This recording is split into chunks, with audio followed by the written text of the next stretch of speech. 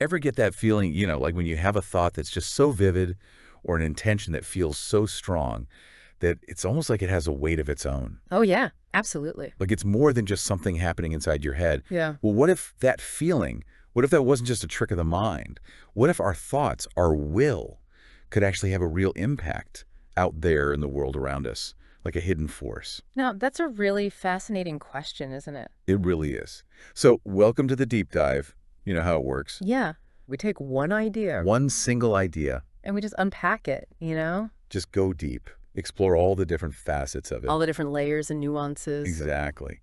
In today's deep dive, you and I are going to explore the connection between that inner mental world that we all have, those thoughts and feelings and intentions, Right. and how that might actually connect to the reality we experience, that outer world. How those two worlds might actually be influencing each other. Yeah.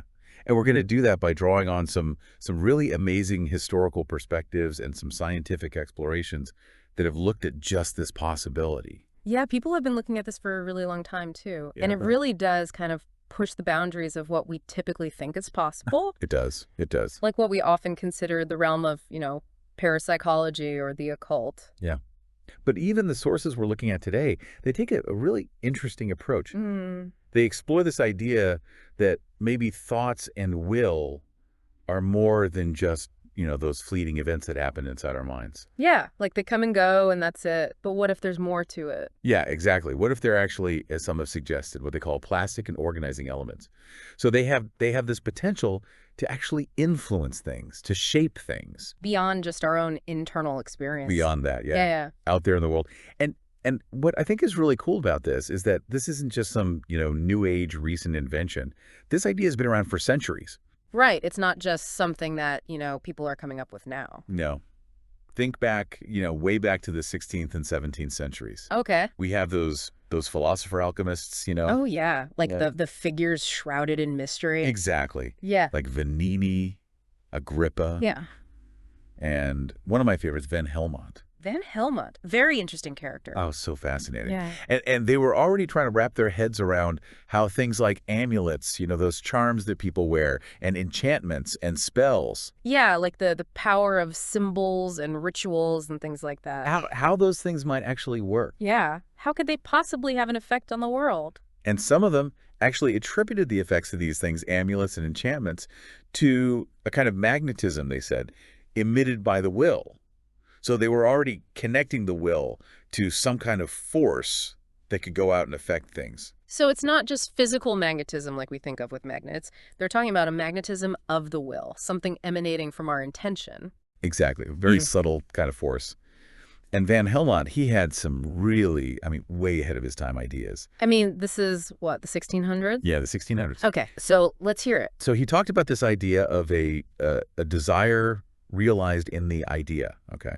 Okay. And he called this a force idea. And this force idea, he said, was capable of actual enchantment. Whoa. So it could go out and change things in the world. Okay. He's not talking about, like, fairy tales and wizards and stuff. No. This is a serious philosopher. A serious philosopher. And he was essentially, we could look back now and see that he was really laying the groundwork for what we might call thought forms. Okay. Thought form. Or ideoplasty. That was his term, ideoplasty. That's that term, ideoplastia. And he envisioned these as having a temporary existence. So they weren't necessarily permanent, but they had their own kind of life, their own, almost like a semi-independent existence. So they could kind of go out from us and do their thing for a while. Yeah. And even though they weren't permanent, they could still have a real effect. Maybe a subtle effect, but still a real effect on the world. If you think about it, even if our thoughts just had a temporary effect, that could still be pretty huge, right? It really could. Yeah. It really could. So I guess the big question we're really grappling with today in this deep dive is, can these inner psychological experiences, our thoughts and feelings and intentions, can they actually translate into physical effects? Right. Can they actually cross that boundary? Can they cause something to happen in the physical world? Can they become physiological? And even more, way out there, could a thought leave an imprint? Okay. Such a strong imprint that maybe it could even be captured, like, photographed. Wow. Or maybe even in some really extraordinary cases, maybe even materialize. Now we're talking about some really fringe stuff here. We are. We're going deep, deep into that deep end of the pool. And I've got some pretty interesting material to share today that really gets into this. You do. So where do we even start with all of this? Well, I think a good place to start is with the fundamental power of our minds, right? Yeah. The power of imagination and will. Okay, so let's talk about that. Because the sources we're looking at today, they really emphasize how these faculties, imagination, abstraction, our ability to compare and contrast things, they see these as really dominant forces within the human spirit.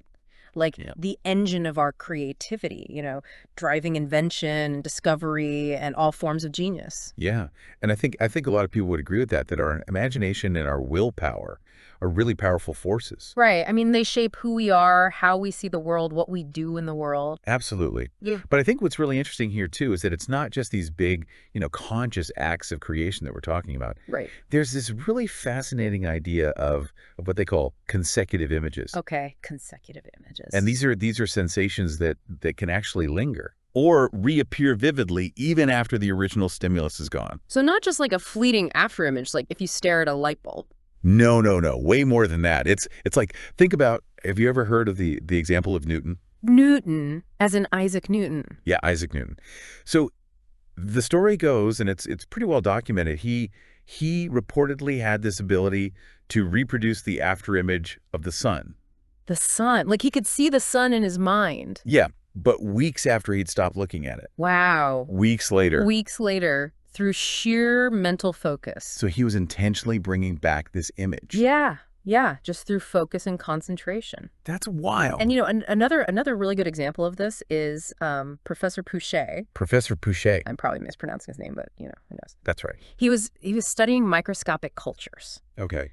And he had these vivid mental images of these cultures just pop up for him.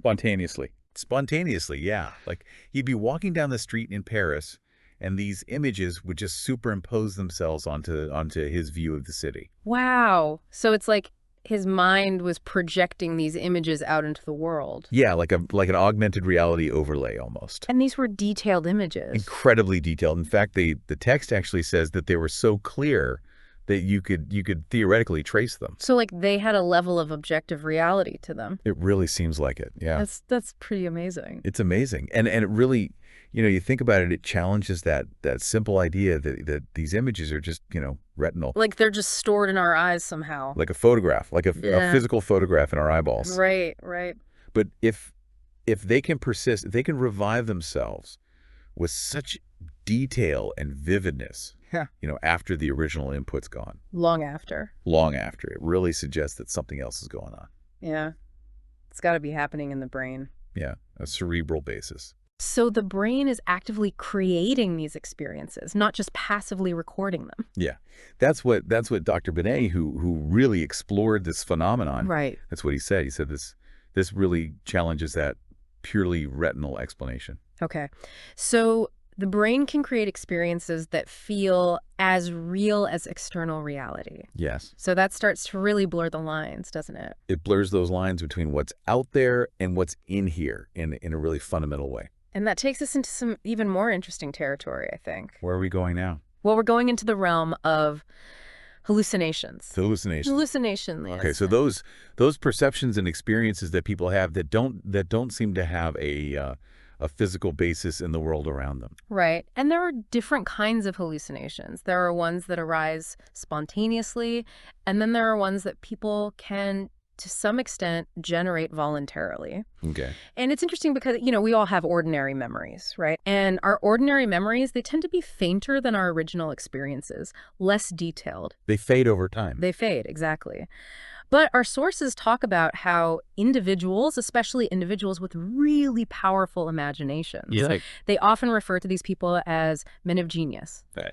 These individuals frequently experience these incredibly intense mental visions that are almost like hallucinations. They're so vivid. Wow. And they're very detailed. So are they actually hallucinating, or are they just remembering things really, really well?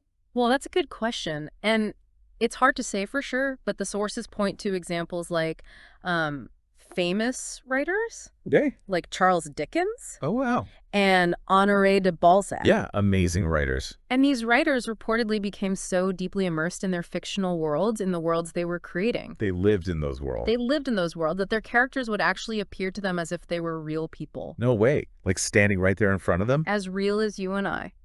That is so wild. It's almost as if their imaginative power became so strong that it actually started to blend their inner creative world with their perception of the external world. So they couldn't even tell the difference. It's hard to say. It's really blurring those lines. It is. And it's not just writers, you know. Okay.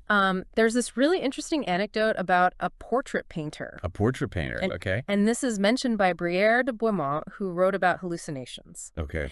And this portrait painter claimed that he could recall the appearance of his subjects with such extraordinary clarity Okay. after they'd left his studio, Okay. that he could actually continue working on their portraits. Whoa.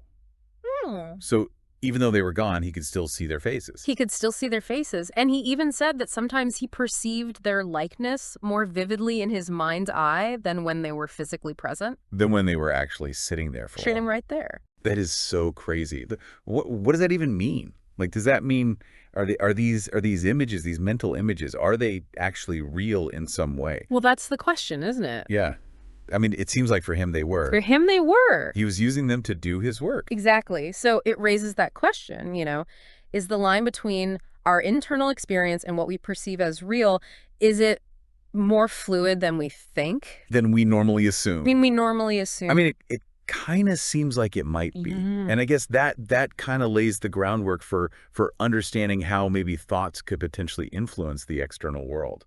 Right. If our thoughts can create these incredibly real internal experiences, then maybe, just maybe, they can have an effect outside of ourselves. Okay. That's a really interesting bridge. And that bridge takes us into another fascinating area, Okay, tell me more. and that is the realm of hypnosis. Hypnosis. Hypnosis. Okay. And specifically, what we're going to talk about now is hypnotic and post-hypnotic suggestion. Okay, so tell me about this. So, under hypnosis, right? Yeah. Mental images, right? Yeah. That are suggested to a person. Okay. They can become incredibly objectified in their experience. They can actually overshadow the perception of real physical objects that are right there in front of them, really. Yeah. They're that powerful. And it gets even stranger. Okay. Sometimes these suggested images, they can seem to persist Okay. on a physical surface, like let's say a piece of paper. Mm-hmm. Even after the hypnotic state is over, even after the suggestion has theoretically worn off. Wow, so it's like the thought, the image becomes imprinted onto the paper somehow. Right. It's like it's taken on a physical reality.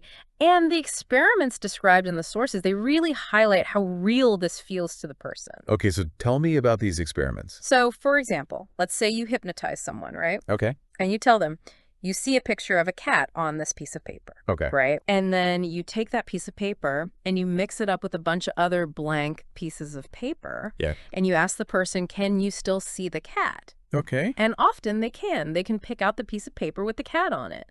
Even though it's really blank. Even though it's really blank. So it's not just memory.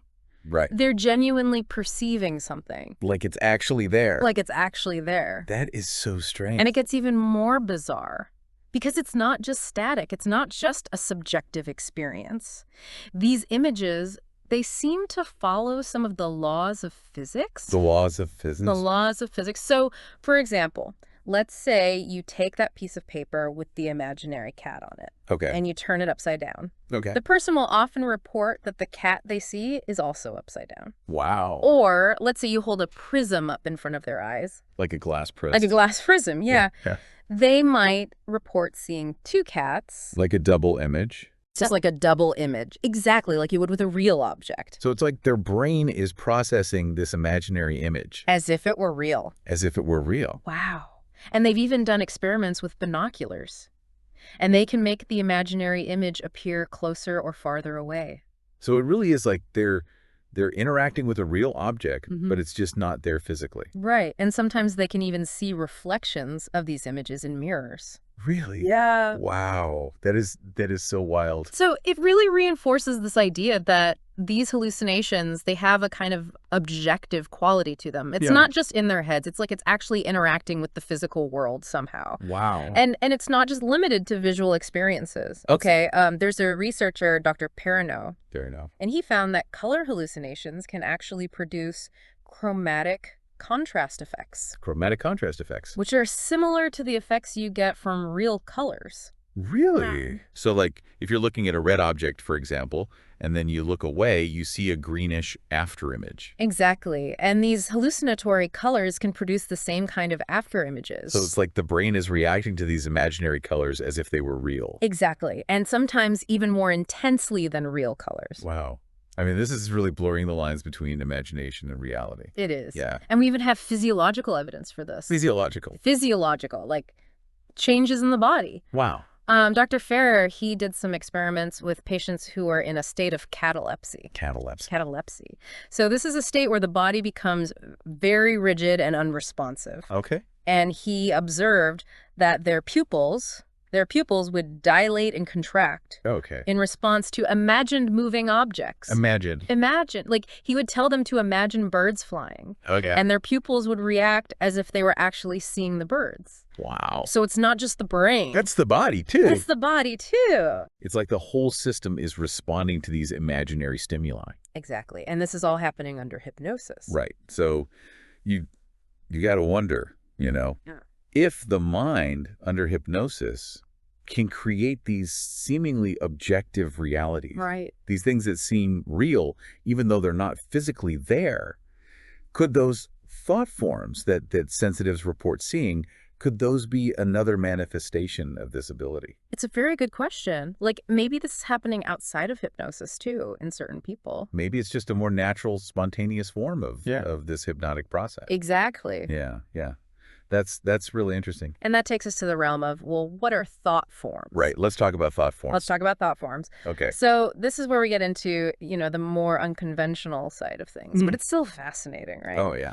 So thought forms, as they're perceived by sensitives and within theosophical teachings. Theosophy. Theosophy. The core idea here is that certain individuals, certain people who have these heightened sensory abilities, Okay. what's often called clairvoyance. Clairvoyance. Clairvoyance, right? They can perceive not just ordinary objects and people, Okay. but also the forms that abstract concepts take. Abstract concepts, so like ideas and emotions. Ideas, emotions, desires. Lar- And these thought forms, they're often described as having specific shapes and colors. So like, love might look different than anger. Exactly. Different shapes, different colors. Okay. And we have, accounts from various sensitives.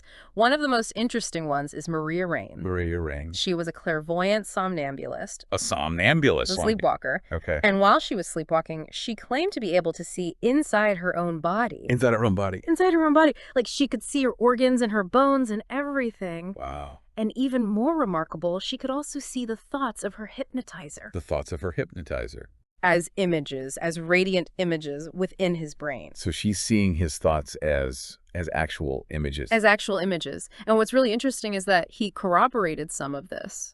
The hypnotizer. The hypnotizer, he said, yes, that's what I was thinking. Wow. So it's not just her imagination. There's some kind of correspondence between what she's seeing and what's actually happening in his mind. That is amazing. So it's like she's tapping into some kind of like visual representation of his thoughts. Exactly. Yeah, that's really, really wild. And then we have the theosophical perspective. Okay. So this is a whole system of thought. Right. And they offer a more detailed framework for understanding thought forms. Okay. And particularly the writings of Annie Besant and Charles Leadbeater. Okay. They're very influential in theosophy. Okay.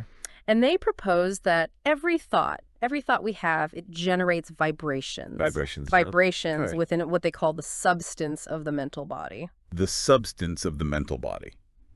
Okay. So there's this subtle body that we have, according to theosophy. Okay. And our thoughts create vibrations in this body. Okay. And these vibrations then manifest as colors and shapes. Daughters and shapes. Okay. And the specific form that they take, the colors, the shapes, it corresponds to the nature of the thought. Okay. So like different thoughts have different like visual signature. Exactly. So, for example, they said that thoughts of peace and love, they tend to be very beautiful and harmonious, Okay. whereas thoughts of anger and hatred, they're very discordant and ugly. Okay. So there's an aesthetic component to this, too. Yeah. It's not just about shapes. It's about how those shapes feel, how they look. Yeah.